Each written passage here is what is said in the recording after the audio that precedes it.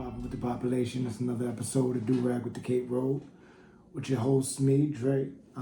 It's like day 184, I believe, of the current siege in Gaza. It's a genocide. If you didn't know, well, now you know. 6 months of it going on now. There's also a huge humanitarian crisis happening in Sudan. The warring factions of the RSF and the SAF, Sudanese Armed Forces and the Rapid something forces, which while is that the SAF, the leader of the SAF actually is the reason for the RSF, because he created that group through like some militant villages or whatever, and basically gave them the firepower and the authority to do what they were doing at the time when he was cool with it, until, things proverbially hit the fan and it got weird. So there's a humanitarian crisis happening in Sudan. Hundreds of thousands of children going hungry. You got Haiti, as far as the capital, dealing with gangs, which were former police and foreign insurgency, as far as like the US, Europe, like Kenya wanting to bring cops there. It's a lot of stuff going on. It's a lot of imperialistic things, colonialistic things happening. And sometimes you feel like you can't do anything about it. But the best thing you can do initially is use your voice, because words carry. So whatever platforms, whatever things you can do as far as notifying your friends about what's happening, please do so. Say something. Just say something.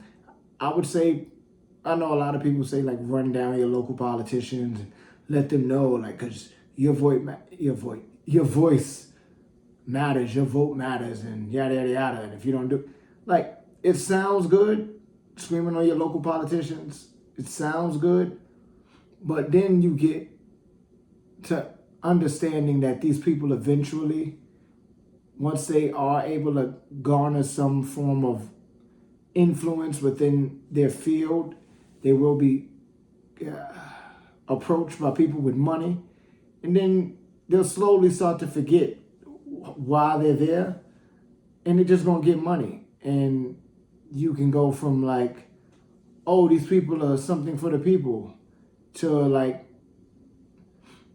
them putting like the National Guard or whatever in your train stations, like Eric Adams. Like, I know Kathy Hochul did it, but that was under Eric Adams, and he's also a fool, but he was a former police officer that, and I personally don't mess with the institution of the police, because I don't believe the institution of police are good. There are good people who happen to be police. I know a few, but the institution of police itself isn't cool. And I can go into so many reasons why, but if you know at this point. But when it comes to somebody like Eric Adams, he is a weird person, because like his whole reasoning for being a cop in the first place, out of his own mouth, something happened with him and his brother where they got in trouble with the cops and got like their civil rights violated by the police officers. And his brother was infuriated by said situation. And Eric was like, oh, I want power like that. There's something wrong with you, fam. And then from then on, he just was a copping, and just sounded like a Fat Albert character. Like anytime we talk, it's like, wubba dubba, fubba dubba. But dig me, how but we been gonna get a boat but ride, but maybe. No class. He never makes any sense. He was voted in because he was saying that he was going to clean up the city, or he was for the people and whatever, and people fell for it. And then he went on to bring back certain policies that weren't liked or loved by the people and were actually like illegal, like breaking all types of laws. And one of those is stop and frisk. But now it's stop, frisk, and question or whatever it's called. It's still stop and frisk. I know for myself, being a native New Yorker. Well, I mean, I'm a native of my mom. I lived in New York. But I know living in New York City, I was stopped and frisked several times. Like, for absolutely no reason. Because it just felt like doing it. Because it's a form of intimidation and it's a form of psychological warfare, because you put into the people that live in these neighborhoods' heads, if you see police, cower in fear. Like, we are the authority. We can do what we want. So you better be on your P's and Q's, because at any given moment, we will take everything from you. In a controlled fashion, for the city to think about going back to stop, question, and frisk to get the guns off the street. Stop, question, and frisk has not stopped. That's why power is for the weak. Because if at any point in time you feel like you need to dominate someone else, there is something wrong with you. Like, in the terms of sports, it makes sense. Like, I'm a athlete or whatever. I compete in combat sports. And it makes sense to want to be the best. Like, you want to be number one, somebody has to win. That's just how it works. Like, there's going to be two sides, one side has to win. Or there's a draw, whatever, but somebody has to win. To be the greatest at it, you got to really, really, really want to win. And if you look at some of the greatest athletes of all time, no matter the sport, the ideology stretches across all sports. They're all psychotic. Michael Jordan, psychotic. Kobe Bryant, rest in peace, is psychotic. Mike Tyson, psychotic. Like, everybody. Like, you hear the Tiger Woods. You hear these people talk about competing. Tom Brady, you hear them talk about competing. They're psychos. But it works for sports because it's within that realm. But when you take it to the outside of sports, when you take it outside of sports, you are a sociopath. There is something, you should be locked away and sedated. And yeah, Adams, Eric, whatever, Zubba Dubba Fubba Dubba needs to be locked up because he's wild. He's wilding. Like, I know he was on the Breakfast Club or whatever. I don't watch the show, but I follow the content of the young lady that was on there talking to him. She was a public defender. She's a lawyer, like well read, has receipts for everything she's talking about, and was speaking to him in the interview about like real things and asking him real questions. And he was doing everything to deflect, to be misogynistic, to be ignorant, to be just to be a chauvinist in the way he was acting. And it's like, you are showing that power's for, because you are being challenged and then you can't back up anything that you're saying, or like even be able to approach a conversation, whether it be just a debate, like for that to have been like a debate without trying to without trying to like tug at somebody's emotions rather than answer the actual thing that's happening. You are making things worse. Like, they're putting metal detectors or something, like gun scanners inside of the train station, as if that's going to stop anything. If anything, it's just going to hold the trains up more, fam. What are you doing? For the most part, people that commit crimes on the train, like, if those crimes happen, are usually people that are suffering from a mental health situation and they're also unhoused and they're pushing people in the train tracks. I don't think you can scan hands for pushing people in the train tracks, and some people are getting stabbed. Seals down, please. You guys ready? Like, what are you doing? You're militarizing New York City. You add in more cops and then like the National Guard, and you're claiming that New York is safe while simultaneously saying that we need more cops and it's unsafe. So which one is it, fam? Is it Uchi Wally Wally, or is it one Mike? Is it Black Girl Laws or Shorty Omi for ICE? Like, what are you doing?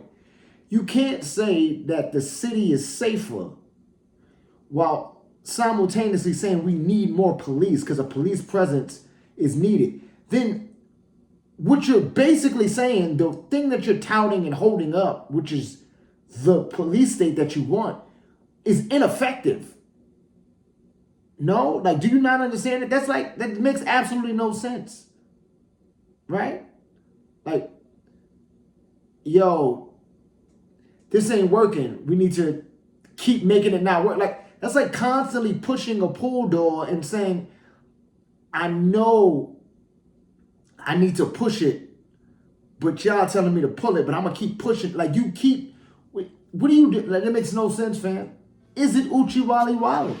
Or is it one mic? Is it Black Girl Lost or Shorty Owe Me for Ice?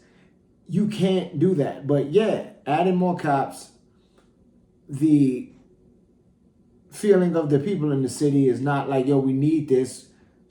Using mental health issues and the unhoused issue as something to argue for more police, or like acting or feigning feelings for those people just to justify bringing more police doesn't make any sense, because I don't know. I don't think cops are medical professionals. So again, what are we doing? But that's your boy E. Adams, man. He just out here just zubba dubba fubba dubba and not making no sense and misrepresenting the facts, because it can't be that. But you want it to be that. But we can clearly see it's not that. But you act like it is. Because statistically speaking, and as it goes, New York City isn't as dangerous as he would want you to believe. But at the same time, he'll tell you that it's one of the greatest cities in the world. And then he'll also tell you that, crime. They out here, man, just criming, bro. We gotta crime. Zubba fubba dubba dub for the cat dabba do. What? Like, I believe her name was Ole. She's Caribbean. She's a Caribbean gal, and she was like, you know, again, you're misrepresenting the facts, and you're claiming that, you know, we need more cops, but it's not. Like I said, is it Uchiwali or is it one mic? And she brought up a kid that was his life was recently taken by police, and he didn't want to bring up that, but he immediately wanted to bring up this police officer that lost his life in Queens. So the officer that lost his life in Queens, he was with his partner. They were in, I forgot what part of Queens, but they pulled up on a car, or however, they pulled up on a car that was illegally parked. And something happened between them pulling up on that car that was illegally parked and him losing his life, where a situation with him and the shooter, I mean the alleged shooter, but this is the person that did it. The shooter shoots him, I think, under his vest, because from the way that they explained it sounds like it was a tussle for the weapon. The guy that was a cop got the weapon out of his hand and ended up ultimately losing his life. He got arrested. The driver got arrested. People in the media tried to bring up like, oh, this bail thing. The driver was out on bail for $75,000. He paid $75,000. He was dealing with a gun case, but he paid bail. That's how bail works, fam. That's not the law. You have to do that. What are we talking about? If you just because you go to jail and then you pay bail doesn't mean you're a criminal. You're not paying bail because you're not paying bail to go do more crime. He just happened to be a part of a crime, though. So he was in the car with the dude that took the guy that was in officer's life. That dude was from Staten Island, and he was in Queens and Staten Island. Not too far away from each other. But I highly doubt he knows that neighborhood as far as like from there. But that's another thing. They always and forever put people out of police in neighborhoods that they aren't from. And the reason why I keep saying people out of police and not calling this gentleman that lost his life a cop is because I don't like how the language for people out of police is. in that they make it sound like that's the identity of this person, like that's what they are, like that's what they were born as.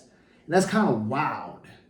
Like, that's like if you worked at McDonald's and you were born to flip patties. Like when this gentleman died, at his funeral, I guess after the funeral, one of his homeboys, I think it was his brother-in-law, he was on the mic talking about him, and obviously he cared about him. He was like, yeah, man, he was born to be a cop. Like, that's what he was always meant to do. Like, are you born to be a cop? What are you saying? That sounds really weird. Like, he was born to be who he was, and he became a police officer. That was his career path. He wasn't not born, you were born to live and die. The things you do in between aren't what you are, it's what you do. If you start to say what you do is what you are, it starts to get weird in certain respects. Like some things you can kind of tie into like, yo, oh yeah, I play ball. I was born to be a ball player. It's like, yeah, there's no violence and there's nothing like necessarily negative involved in that. Like there's not things that can go awry and not a lot of things you got to deal with your morality on, like as a basketball player. But as someone that is a police officer, especially in New York City, especially with how they're socialized in regards to dealing with the population of people that they police, there's a lot going on that for somebody who's like a good person to do said job and try to be a good person while still being a cop. Because on its face, as a police officer, you're supposed to protect and serve the people, right? But then it's too many to count situations where that doesn't happen. There's examples of police officers getting out of situations of actually saving the people that they're supposed to protect and serve, because technically that's not in their job description. You get what I'm saying? Like there's a lot of things that take away from the ideal thought of what being a police officer is. So to call that man, and he was a father, we had a 1-year-old child. His wife was talking about it, his kid talking about missing her husband. To say he was born to be a cop sounds really weird, bro. He was born to be a man. Well, he was born a male, identified as a man, lived his life. He was born to be who he was at that time, and he happened to be a cop. If he loved his job, I don't know. But if he loved his job, that doesn't mean that's what he was. You know what I'm saying? Because it's a lot to that. Like that, you got to like kind of break that down. So, again, homie passes from that situation in Queens. They have a big funeral in Staten Island. They're like putting up blue ribbons all over the trees and stuff. Again, weird because putting blue ribbons up because that Blue Lives Matter cops aren't a fit. That's just a job. That's a career path. Like you're heroifying and lionizing this person, not because of who he was as a person, but because he was a cop, and also that was his name. He was I think people are missing that part. Like you're putting blue ribbons up. You're saying he was born to be a cop, and I'm not saying that his brother-in-law is coming from a bad place. I'm not saying that those people putting them blue ribbons on the trees are coming from a bad place. I'm saying the optics, like the psychology behind that, is coming from a police state, tyrannical government type situation, type of place, where you're not seeing that you're making police a race. Like that's not a race of people. It's a job, bro. And homie lost his life in the line of duty, right? They paid respect for him at the funeral. His wife, obviously devastated, got a 1-year-old who's now doesn't have a father. But they talking to her after, they got to do more to protect the cops. Now, of course, coming from the state that she's in, I mean, as far as like having lost her husband, she's gonna say that. Like, what can we do to make sure that doesn't happen again? It's not in the job description to lose your life, but that's a possibility when you do become a cop because of what you're going to be possibly dealing with. Now, to say you got to protect cops more as if New York City doesn't spend like the most on police in the union is wild. You get what I'm saying? But again, she's coming from a place of pain, of devastation, so I completely understand it. But again, when you are heroifying and deifying and lionizing these people in a way, you're trying to make them a race. Like he was only on the force for 3 years. They made him an honorary detective. Now sometimes I've heard that before. With like when I lived in New York, like again, it's way less dangerous than it was when I was there, when I was younger, than it is now. But like I've heard, like when a cop passed, like I've heard that they've made people like honorary detectives. They made homie an honorary detective. But I've never seen the one thing they did. They put his face up in Times Square. Like they put him up on a billboard. Like some organization, I think it was one of those cop organizations, paid to have his face put up on a billboard. He was only a cop for 3 years. I'm not taking away his contribution as an officer if he did good in his job, but I'm taking away the reasoning as to why you're doing this. This man that lost his life was only a police officer for 3 years, and you go as far as putting his face up, like showing respect or whatever for him in Times Square where everybody can see it, and everybody meaning New Yorkers and definitely tourists who don't really have an understanding of New York City like that and think that the cops are all good, all good and they're there to protect and serve the people when that's not necessarily the case. And there's a lot more to that. There's a lot, not even nuance. Like if you just talk to a New Yorker and you'll know, like that's not even how the dynamic works here with police in the population, with people that are police in the population. So like this just looks like you are using him as a way to make a police state out of New York City. And then you had your boy, well, I hope he ain't your boy, Donald Trump, pulling up to the funeral, showing his respects. First of all, from what I understand, the family ain't even invite him. They didn't know. I mean, they was happy he was there because, again, police state kind of stuff, whatever, Staten Island, Super Republic. So I'm sure, like, okay, Staten Island, so he might have been on that type of time. Who knows? But the dude that lost his life. But Donald Trump shows up. Allegedly, I think one of the politicians from Staten Island or whatever called him to pull up. But he's saying weird stuff like, yeah, it's sad, he lost his life out there, man. But he had this brand new baby, like beautiful, like brand new baby. What do you do? Who uses words like that? Brand new baby, fam? What's wrong with you? He has like 3 or 4 kids, like adults, and you don't know how to talk about a newborn human? What's wrong with you? But what's even wild about that, this is how you know they're using this kid, this man that lost his life to like push a narrative of wanting to have a police state, and Donald Trump also pushing a narrative of wanting to have a police, like a total dictatorship type situation.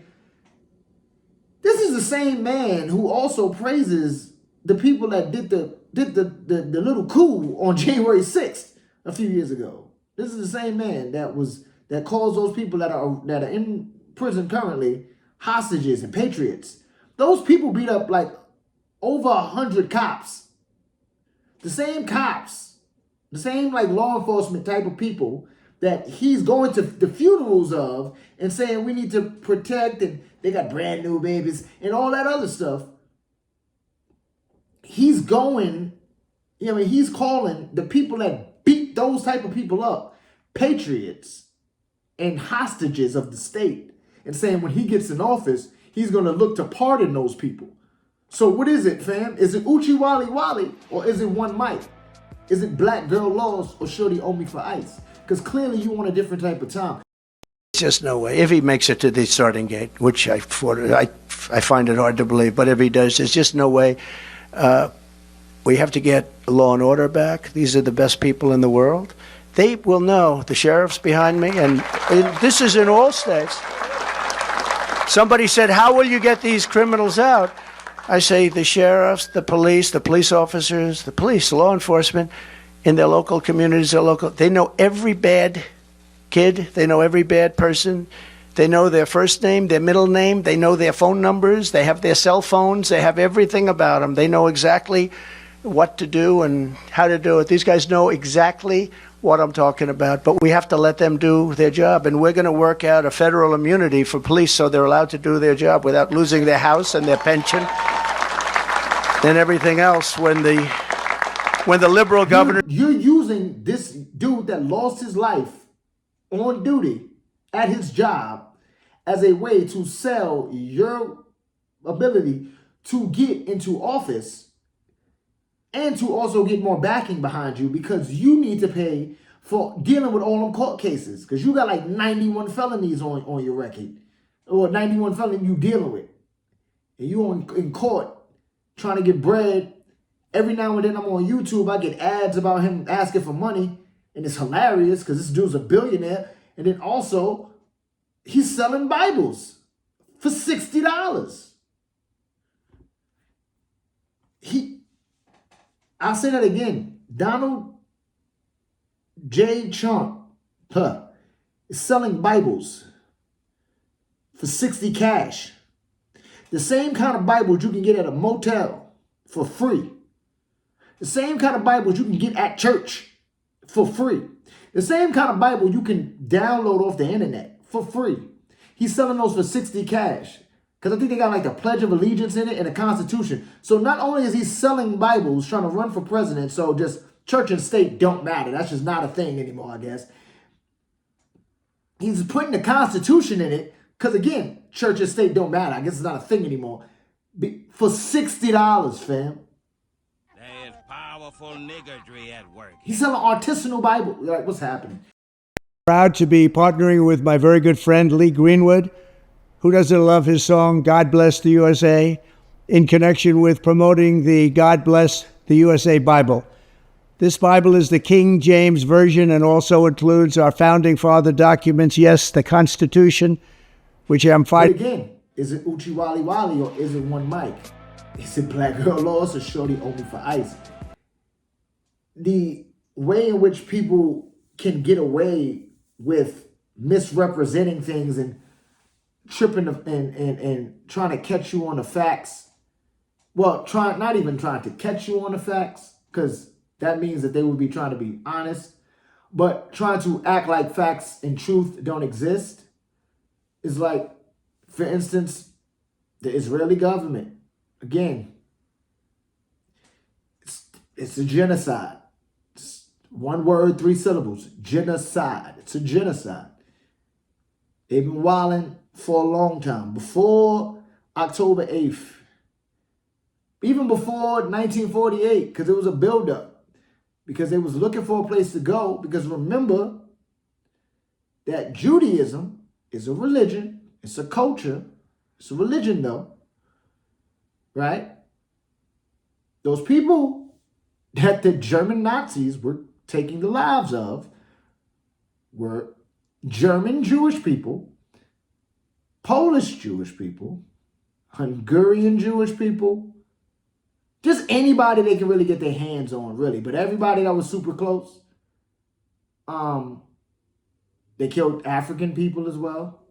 They killed paraplegic people, so there was a lot of ableism happening.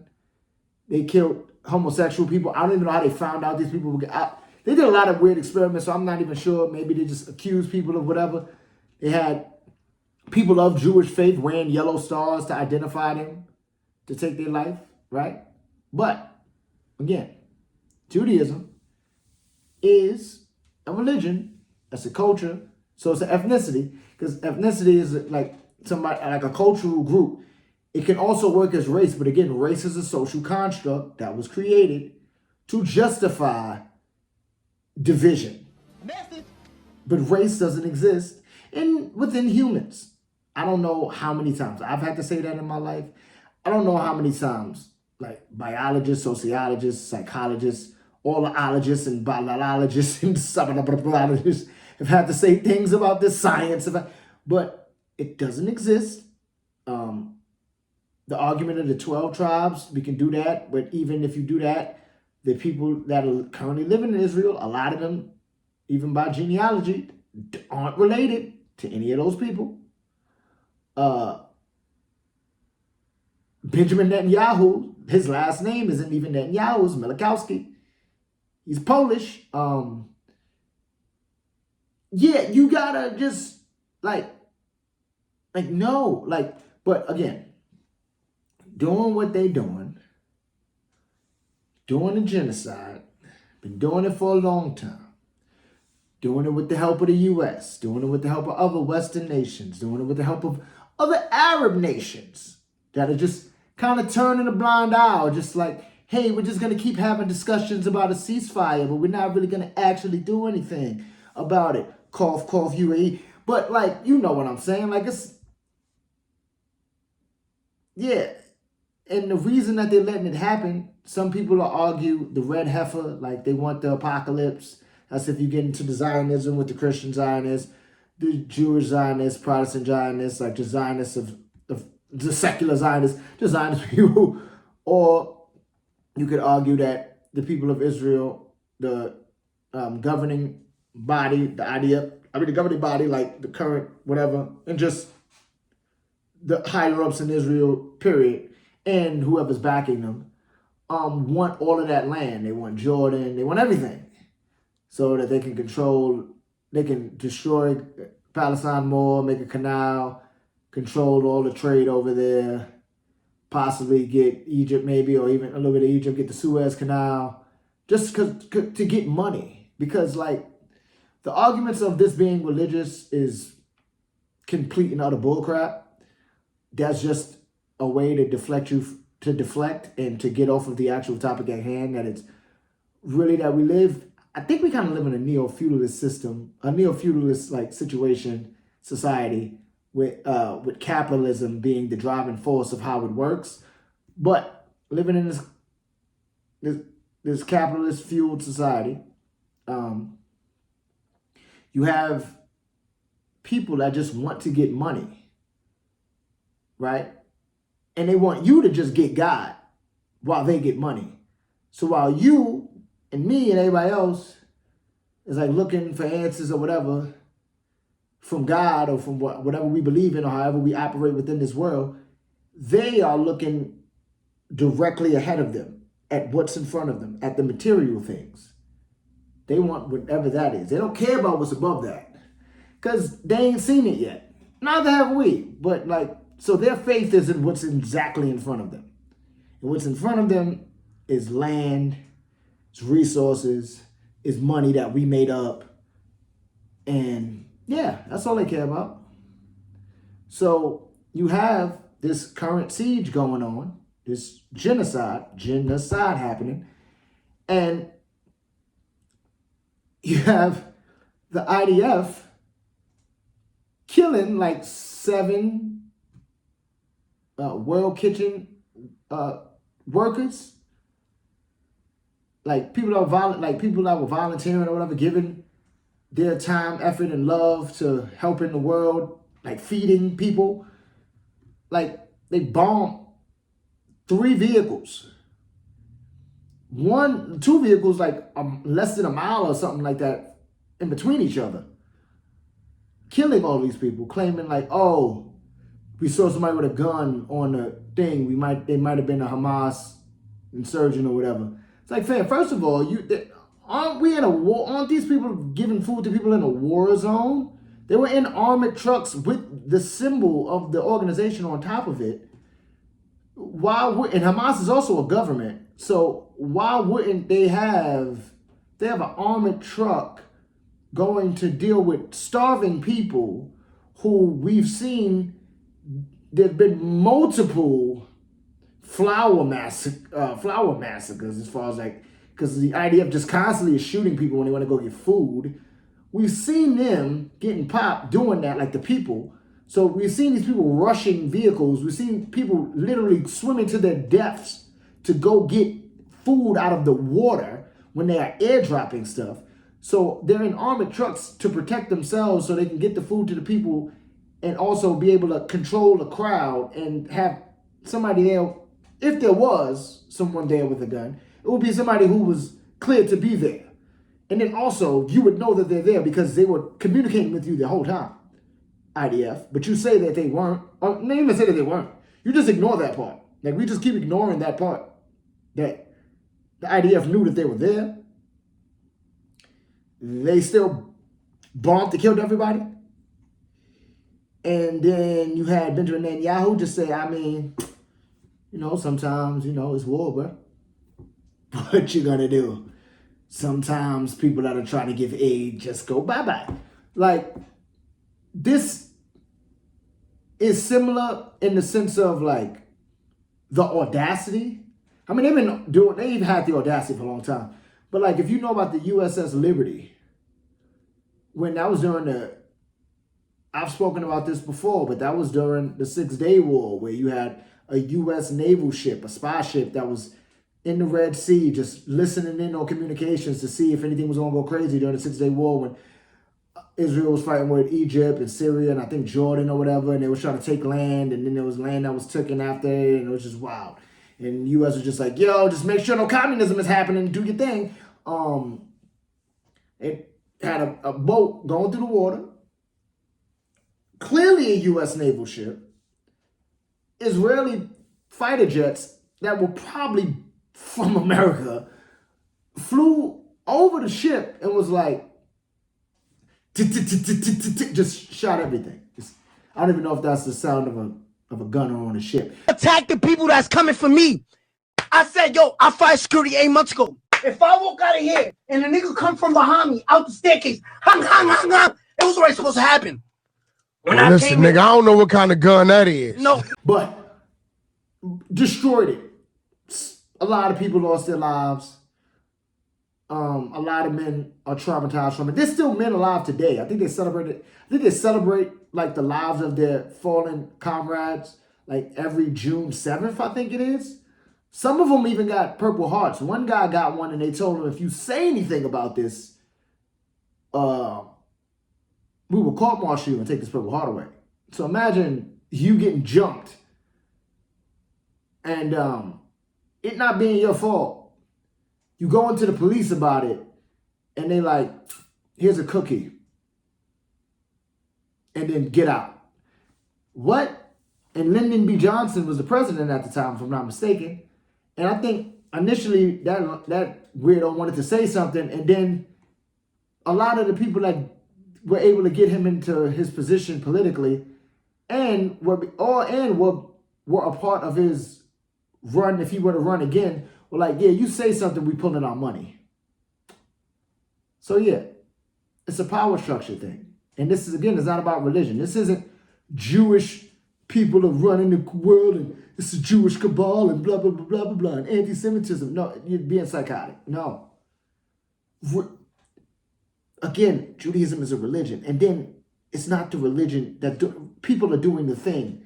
You got to figure out who the people are that are doing the thing.